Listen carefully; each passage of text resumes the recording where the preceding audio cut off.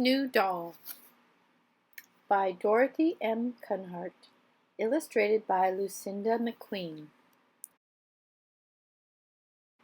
Kitty and her mother were going to the toy store. "You may choose your very own doll," said Mother. "Choose the one you like best." At the toy store, there were long rows of beautiful dolls. There was a doll that could close her eyes and say, "Mama." There was a doll that could wiggle his whiskers and swish his tail. There was a soldier doll and a Boy Scout doll and a nurse doll. There was a grandmother doll with glasses and a grandfather doll with a pocket watch. There was a doll that could really walk and a doll that you could give a bath to. There was a baby doll that could drink water from a bottle and wet her diapers. There was an orange doll and a gray doll and a white doll. There was a doll with black fur and white spots. All the dolls were so wonderful, it was hard for Kitty to choose. Then, at the end of the row, Kitty saw a rag doll. The rag doll was made of cloth stuffed with cotton. Her face was painted on. Her fur was painted on. Her clothes were painted on. She couldn't do a single thing, not even sleep. Kitty thought the rag doll looked as if she were saying, "Choose me, oh please choose me." Kitty picked up the rag doll and held her in her arms. "Mother, please, I want this doll," said Kitty. "Are you sure?" asked Mother. "Wouldn't you rather have a doll that can close her eyes and go to sleep? Or a pretty doll with a long tail just like yours? Do you really want a plain old rag doll that can't do anything at all?" "She isn't plain," said Kitty. "She can swish her pretend tail and wiggle her pretend whiskers and drink from her pretend bottle. She can pretend cry and pretend sleep. And do you know what I like best of all?" said Kitty. "What?" asked Mother. "She can say anything I want her to say," Kitty answered.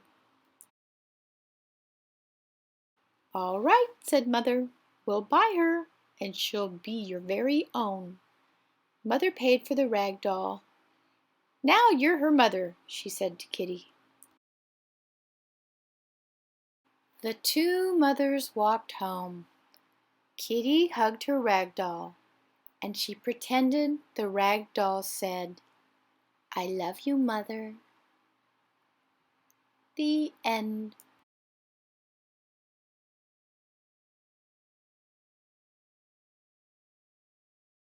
I just bought Tree's Adventure Making New Friends on CreateSpace.com. Let's go home and read it.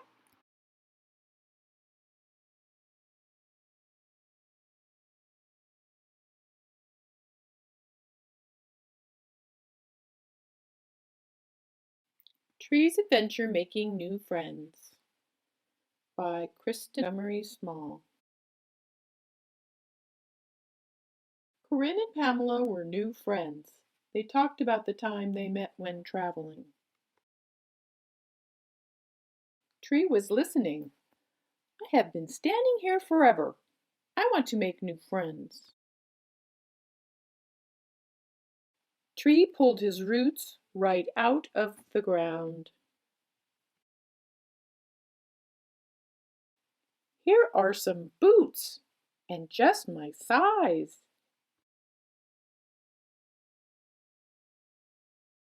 Tree stood up tall, looked all around, and saw a sign with an arrow that read, "New friends this way."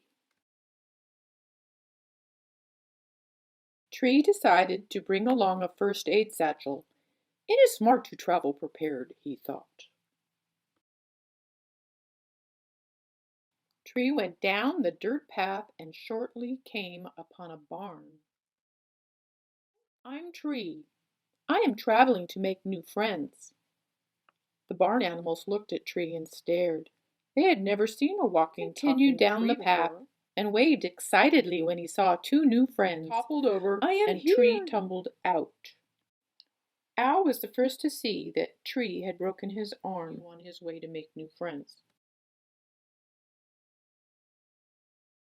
A visitor named Horse, who had been eating grass nearby, and later and darker, and soon it would be night time. Horse wanted to help Tree find a resting place. They ran and they ran and they ran until they could run no more. They lay down in the grass together and fell fast asleep under the stars and full moon.